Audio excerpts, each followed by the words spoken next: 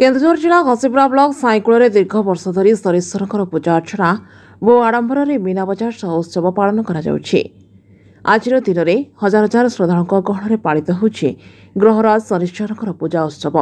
श्रद्धालुं गहन महा आडंबर पालन होछि प्रभु ग्रहराज शनिश्चर पूजा। प्रभु शनिश्चर पूजा सबु जगह मान पालन होछि, बहुत आडंबर सहकार पालन करा पाखाख गाँव में जो देखुचे सब शनिश्चर मंदिर है, लोक आग्रह मंदिर बनई पूजा चली।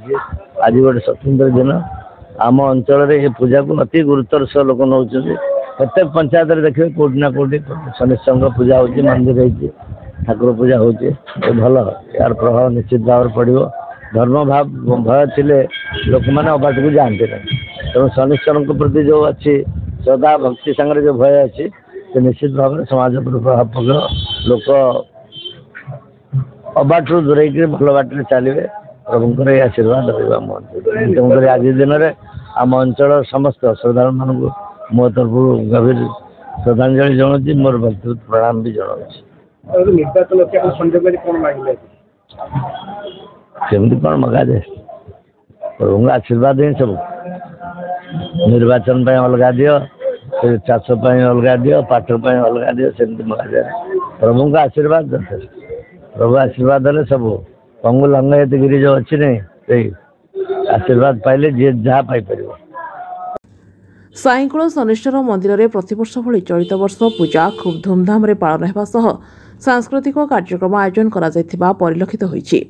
बीजेडी विधायक प्रार्थी बद्रीनारायण पात्र और साईकूल पूर्वतन सरपंच विभास चंद्र नायक और स्थानीय नेता माने जोगदे नेता आशीष भिक्षा करते देखि कमिटी पक्षर शांति श्रृंखला व्यवस्था करा जाइछि। प्रायतः दीर्घ 38 वर्ष हम आम गाँव में बहुत आडंबर उत्सव सहित पालन कराम ग्रामवासी मान सब युवपीढ़ी मान आरंभ कर वयस्क वृद्ध पर्यटन समस्त मध्य एकग्रता अच्छी और समस्त मध्य गोटे एकता अच्छी। बहुत दूर दूरांतर लोक प्राय कहला गले 2000 कि 3000 कि बहुत भी लोक सका पूरा ढाड़ी बांधिक ठाकुर दर्शन कर बहुत श्रृंखलार सहित आडंबर सहित आम यहाँ प्रतिवर्ष पालन करुँ।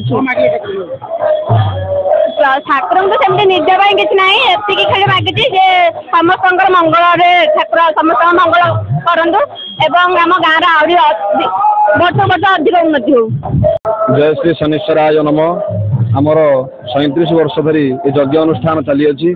वर्तमान सकल शक्तिर आधार श्री सूर्यनारायण प्रातः समय सूर्य पूजा समापन हो तत्पर घटमंडल एवं जो प्रकार मंडल पड़ी, जो प्रकार वास्तुमंडल ग्रहमंडल एवं विष्णु सर्वत्र भद्रमंडल 65 जन देवता तत्सहित नवग्रह मंडल 9 जन देवता एवं ग्रह पूजा होती। तेणुक समस्त यज्ञ कर्म वर्तमान प्रारंभ हो चली।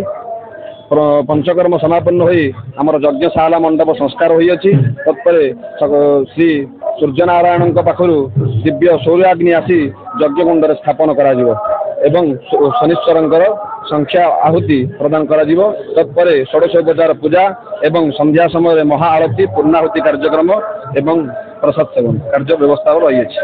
केन्दुझर प्रभाती साहू रिपोर्ट, जागृति लाइव इंडिया।